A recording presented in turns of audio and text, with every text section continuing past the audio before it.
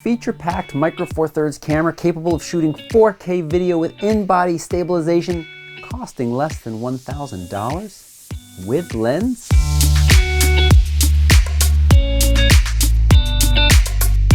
When I reviewed the Olympus OMD EM1 Mark II, many of you suggested this Panasonic G85 as a more affordable option. Here's what I think. The Panasonic G85 has a 16 megapixel micro four thirds sensor with in-body image stabilization, and paired with mini Panasonic lenses, dual IS kicks in, providing very smooth video and decent handheld stills at slower shutter speeds, but not at that amazingly slow level that I saw with the Olympus. I could handhold that camera for at least a few seconds. Two control dials on the G85 provide easy manual control, a fully articulating touchscreen, makes it even easier for vlog style videos, and as I said, it shoots beautiful 4K video along with a bunch of additional features packed in, like 4K photo, 4K time-lapse in camera, 4K live cropping, and post-focus. Remember the Lytro? Panasonic now includes the ability to take shots at different focus points and later choose the desired focus point or merge them all together to create a larger depth of field. Focus stacking in the camera. This isn't going to work for all types of photography, but it does point to this camera being feature rich. And there are some more options built in, some of which feel a little gimmicky or like something you might use once.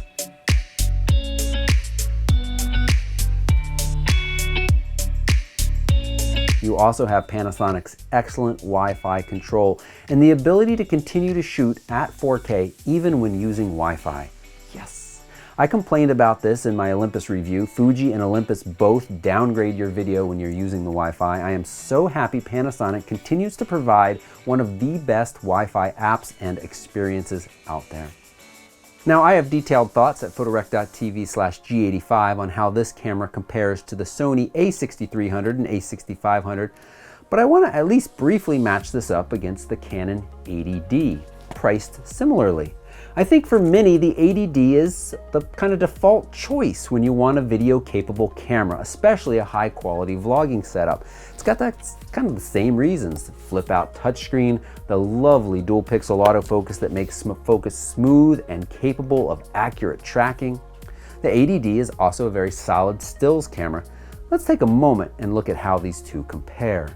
On the sensor side of things, the 80D offers a larger APS-C size sensor, 24 megapixels, versus the micro four thirds 16 megapixels on the G85. And this of course translates to a fairly noticeable resolution difference, but not as much of a low light noise difference as you might expect between the different sensors. And detail is helped in the G85 by the absence of an AA filter. Those are nicely detailed images you're going to get out of the G85. I will give the overall win to the 80D, but it is still very close in image quality. For stills, I found the autofocus to be very similar between both the G85. In AFS mode, that G85, it is fast. And though I would rather have the 80D in my hands for any more serious wildlife photos, especially tracking action or birds in flight, I've still been very impressed with the focus speed of the G85. In terms of video, the G85 offers 4K at 24 or 30p, and in my opinion, it is beautifully detailed, and that Sine V profile looks great right out of camera. I love having the flexibility of shooting 4K on cameras like the G85, either for producing 4K content or just having options when editing. I have 4K footage from Africa that blows me away, and I can either publish it out at 4K or crop in for even more detail. The 80D tops out at 1080 60 frames a second and generally doesn't look as sharp to me, though the autofocus in the 80D is smoother and more capable of tracking.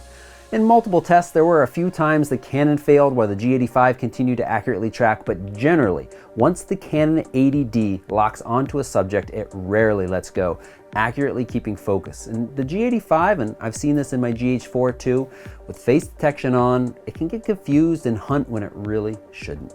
My solution in those cases is to turn autofocus off when I don't need it, and again, the app lets you easily work with autofocus even when the camera is set to manual. I really appreciate that app control.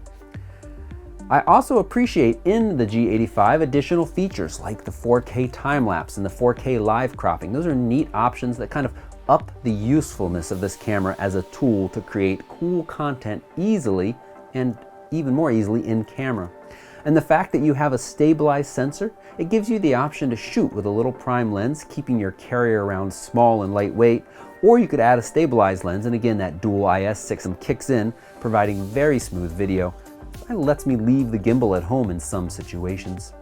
The 80D is and remains kind of a safe choice for this hybrid camera and video and stills, but the G85, as a smaller, lighter, and cheaper camera, offers some serious advantages, especially for those interested in 4K or those wanting to really keep their gear load smaller. I have additional comparison shots and videos at photorec.tv/G85, and if you found this review helpful, give it a quick thumbs up and don't forget to subscribe. And if you want to have a detailed discussion with me about which of these cameras or some other camera might be best for you, I'm happy to do that. Become a photorec.tv member and you get access to my fantastic support group where we can have those conversations, all of my Lightroom and Photoshop tutorials, and lots more. Thanks so much for watching. Goodbye.